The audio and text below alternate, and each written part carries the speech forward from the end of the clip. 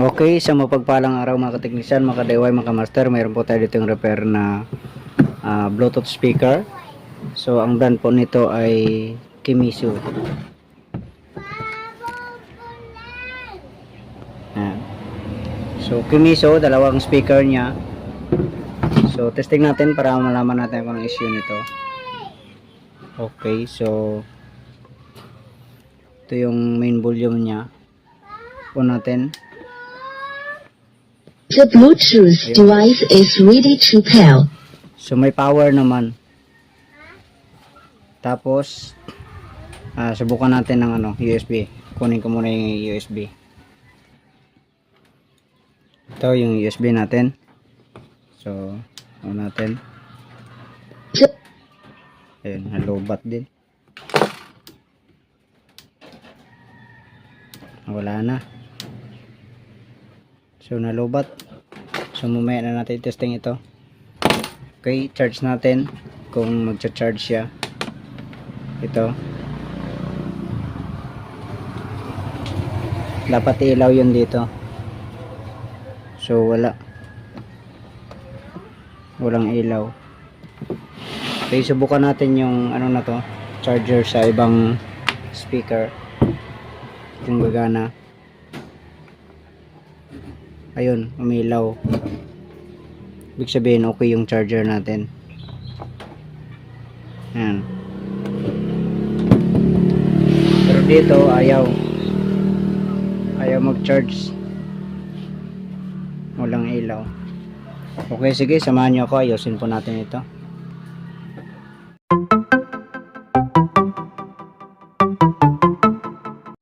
Ito, nabuksan na natin. So, ito yung antena niya. May socket naman dito. Tapos, yung dalawang pula na to, dalawang itim at saka pula, ay speaker yan. Yan. Tapos, ito naman yung ilaw. Yung ilaw dito banda sa speaker din. Okay, so ganun lang. Ito bali tinanggal muna natin sa kanyang casing. So bali dito tayo mag troubleshoot sa kanyang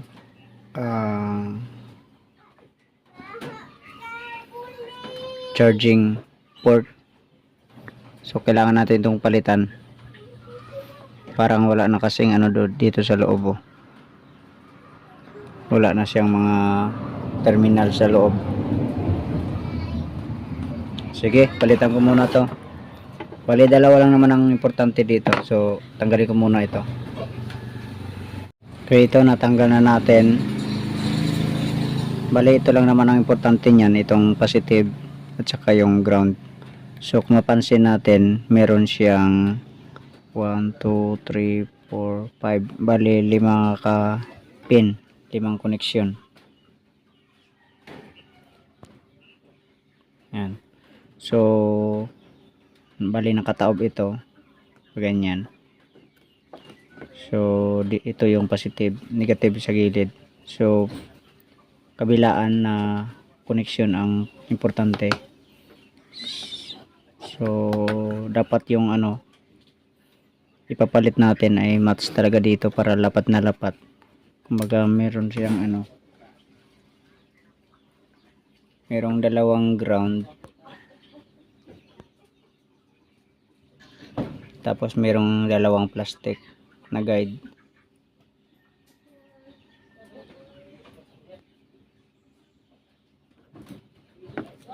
Hindi nyo makita. Ito. So bali 4 yung butas dito. Ayan o. 1, 2, 3, 4. So pag ganyan ang kabit.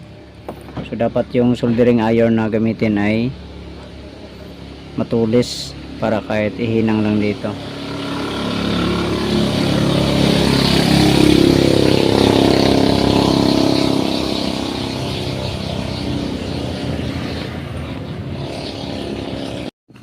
Ito na ikabit na natin. So yung paghinang natin kanina dito ay nilagay muna natin ito sa kahinangin. So para hindi pumasok sa loob yung ano, yung lid. So ito matibay na to, pero sa palagay ko ay okay naman ito kanina. Sa palagay ko okay ito kanina. Kasi ito nakasaksak na to sa ano, sa charger. Ito sa ano natin, wala pa ring ilaw, pero pag i-on natin, ayan, may power siya. Ibig sabihin may pumapasok na voltahe. So dito pala yung battery kanina. So isa lang pala yung wire niya ditong pula at saka itim sa speaker. So wala pang battery, pero ayan, may ilaw. Ibig sabihin pundi ito yung lid. Sa madaling sabi, hindi ito sira kanina. Check nga natin yan. So wala na tayong magawa, andun na, nakabit na natin eh.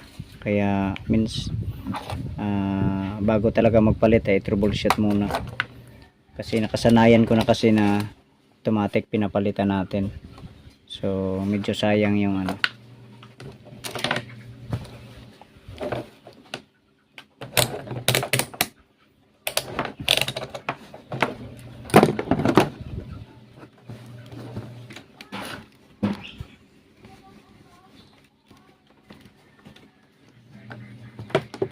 Ito nakakabit yung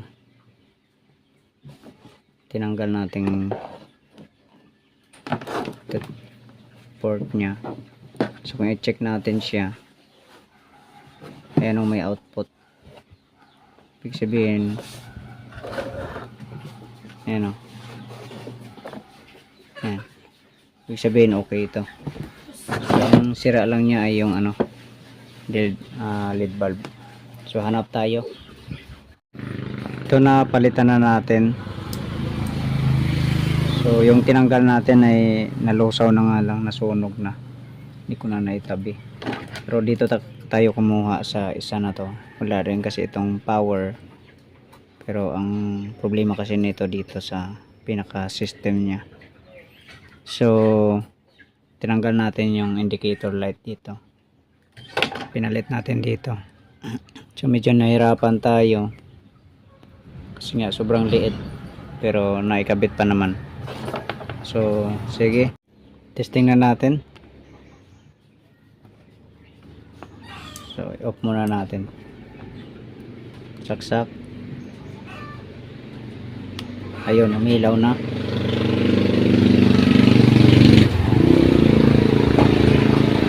On natin. Ayan. So may power. Ayan, power na. Okay, sige, balik natin. So alala lang, mali yung sabi ko kanina na dalawa itong speaker. So itong isa na medyo makapal yung wire ay battery ito. So nakaparallel lang pala yung ano niya, yung speaker, kasi mono lang ang ano, ang amp niya. So isa lang yung nakalagay dito. Isa lang. So nakaparallel lang ang speaker niya. Ito yung speaker. Ito yung battery. The Bluetooth device is ready to pair. Ayan. Inop ko muna.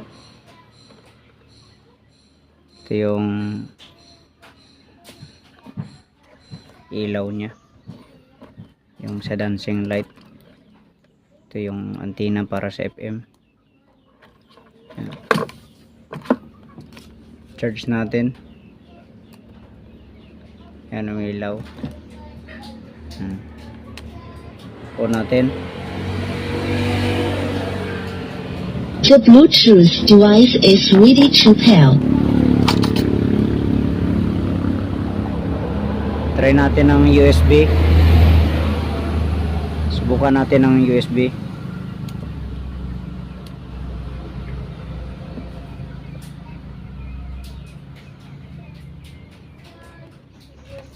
Ayaw gumana.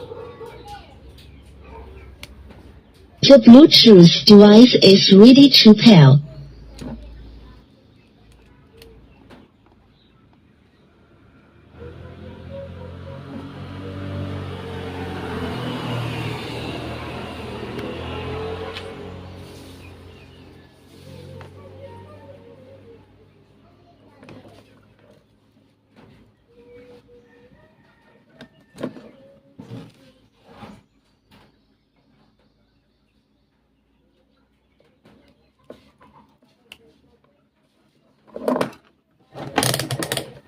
ayaw gumana sa USB.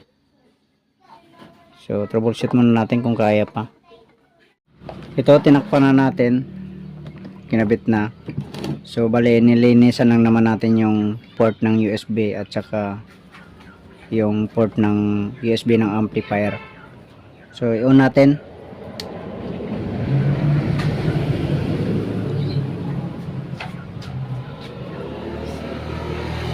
Ayan, USB.